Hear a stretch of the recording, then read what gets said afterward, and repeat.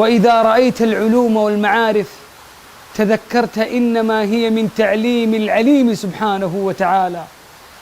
وتأمل قول الملائكة: قالوا سبحانك لا علم لنا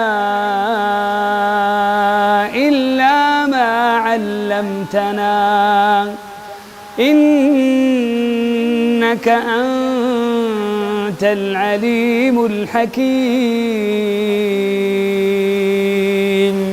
وتأمل أخي في الله عندما امتن الله عز وجل على تعليمه لنبينا محمد صلى الله عليه وسلم فقال: وعلمك ما لم تكن تعلم وكان فضل الله عليك عظيما. تبارك الذي نزل الفرقان على عبده ليكون للعالمين نذيرا.